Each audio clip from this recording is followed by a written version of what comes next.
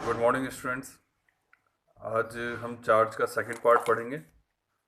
कल first part में मैंने आपको बताया था कि चार्ज जो है वो न्यूट्रल एटम जो होते हैं उनमें इलेक्ट्रॉन और प्रोटॉन के नंबर बराबर होते हैं, वो न्यूट्रल एटम कहलाते हैं। और चार्ज जो है वो इलेक्ट्रॉन और प्रोटॉन के नंबर में मिसमैच होने के कारण उनमें चार्ज क्रिएट होता है। एक टेंडेंसी, मैंने कहा था चार्ज एक टेंडेंसी होती है, टेंडेंसी जो कि ये शो करती है कि उसका रिएक्शन किसी सामने वाले एटम के साथ कैसा होगा, नथिंग एल्स।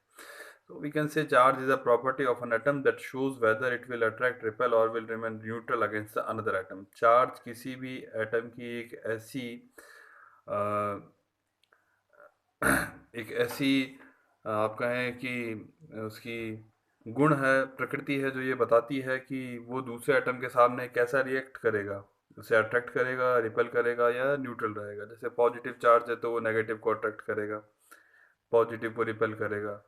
नेगेटिव चार्ज है तो वो पॉजिटिव को अट्रैक्ट करेगा, नेगेटिव को रिपेल करेगा, इस तरीके से। इसके आगे अगर हम चलें तो आपके दिमाग में एक प्रश्न आना चाहिए था कि सर आपने हमें दो एग्जांपल बताए कि एक तो सोडियम में 11 इलेक्ट्रॉन 11 प्रोटॉन, अरे क्लोरीन में 11 इलेक्ट्रॉन 17 इलेक्ट्रॉन 17 प्रोटॉन। आपने फिर मिसमैच क्रिएट किया दोनों में कि इसमें सोडियम में एक इलेक्ट्रॉन निकाल लिया और क्लोरीन में एक इलेक्ट्रॉन जोड़ दिया। तो ये मिसमैच आपने दोनों बार जो भी चार्ज क्रिएट करने के लिए जो मिसमैच किया वो वाया इलेक्ट्रॉन ही किया। आपको अगर मिसमैच ही क्रिएट करना था सर तो आप प्रोटॉन को निकाल के कर देते। आपने सोडियम में एक इलेक्ट्रॉन निकाला, उसकी जगह आप एक प्रोटॉन निकाल देते। प्रोटॉन निकालने पे भी मिसमैच हो जाता, प्रोटॉन के नंबर 10 हो जाते, इलेक्ट्रॉन के नंबर 11 ही रहते। या ऐसे क्लोरीन में आपने एक इलेक्ट्रॉन ऐड किया, उसकी जगह आप एक प्रोटॉन ऐड कर देते हैं, तो इलेक्ट्रॉन 17 ही रहते और प्रोटॉन जो है वो 18 हो जाते, तो भी मिसमैच क्रिएट हो जाता। अगर बहरहाल अगर कंसेप्ट ये है कि मिसमैच करने से ही जो है वो चार्ज क्रिएट होता है, तो mismatch why only through electron? Proton के थ्रू भी सर मिसमैच कर सकते हैं। मैं आपको इसका आंसर देता हूँ। देखिए, इलेक्ट्रॉन को ही जोड़ा जा सकता है, इलेक्ट्रॉन को ही निकाला जा सकता है किसी भी एटम से, है ना। प्रोटॉन को ना जोड़ सकते हैं आप, ना प्रोटॉन को निकाल सकते हैं, क्योंकि प्रोटॉन एक तो न्यूक्लियस में होते हैं, है ना। अगर मान लीजिए सोडियम एटम है, सोडियम एटम में मैंने पहले एक इलेक्ट्रॉन निकाला था। अब मेरा मन करे नहीं साहब मिसमैच करना है मुझे, तो मैं मिसमैच करने के लिए इलेक्ट्रॉन की बजाय मैं प्रोटॉन निकालूंगा। तो प्रोटॉन निकालने के लिए सोडियम में होता है 2, 8 और 1, यानी फर्स्ट सेल, सेकंड सेल और थर्ड सेल में एक इलेक्ट्रॉन। तो प्रोटॉन निकालना है तो पहले तो मैं आउटर मोस्ट शेल को ब्रेक करूं, फिर उसके बाद उस नेक्स्ट शेल को, फिर उस फर्स्ट शेल को ब्रेक करूं, फिर उसके बाद मैं न्यूक्लियस के अंदर जाऊं, फिर एक प्रोटॉन को लूं और फिर बाहर निकालूं। और वो भी उस प्रोटॉन को जो कि बहुत ही ज़्यादा नाभिकीय आकर्षण बल, nuclear force, nuclear attraction force से जो है वो बंधा हुआ है। हमें पता है ना कि प्रोटॉन जो होते हैं वो बहुत ही ज़्यादा न्यूक्लियर अट्रैक्शन फोर्स से जुड़े हुए रहते हैं न्यूक्लियस के अंदर। तो इट्स क्वाइट डिफ़िकल्ट, प्रोटॉन को निकालना बहुत डिफ़िकल्ट है। सिमिलरली प्रोटॉन को जोड़ना भी मुश्किल है। क्लोरीन वाले एग्जाम्पल में मान लीजिए आप कहें सर प्रोटॉन को जोड़ देते आप, अगर मिसमैच ही करना था तो प्रोटॉन जोड़ना है तो फिर प्रोटॉन के लिए मुझे क्या करना पड़ेगा, फिर से वो जोड़ने के लिए पूरा बाहर से अंदर जाएं और जाके उसमें एक प्रोटॉन ऐड करें न्यूक्लियस में। मतलब न्यूक्लियस भी ब्रेक करके फिर उसके अंदर प्रोटॉन को डालना है हमें।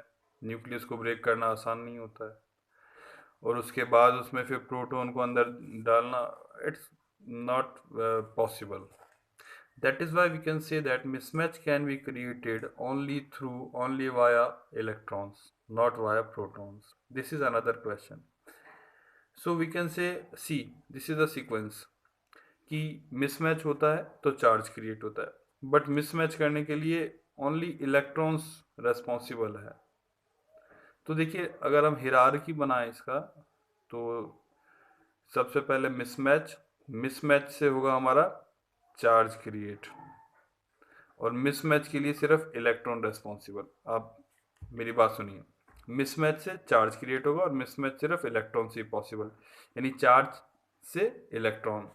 मेरा वेट आपके बराबर है उसका वेट भी आपके बराबर है, यानी मेरा और उसका वेट बराबर है।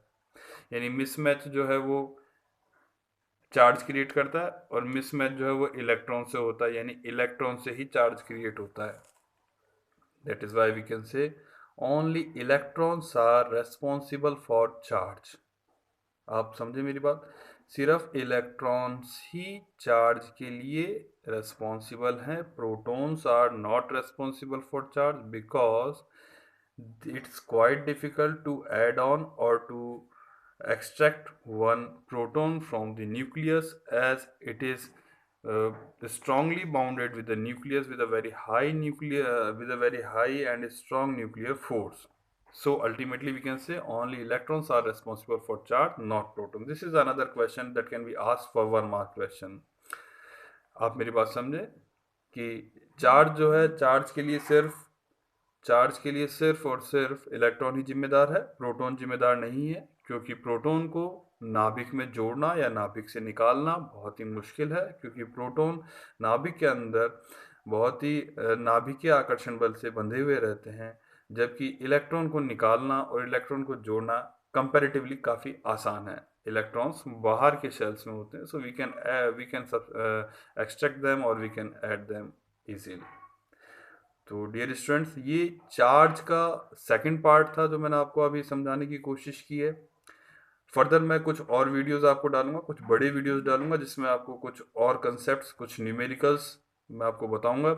हमारा जो नेक्स्ट होगा टॉपिक वो होगा चार्ज पे बेस्ड न्यूमेरिकल्स। मैं आपको सिखाऊंगा कैसे करते हैं। Thank you.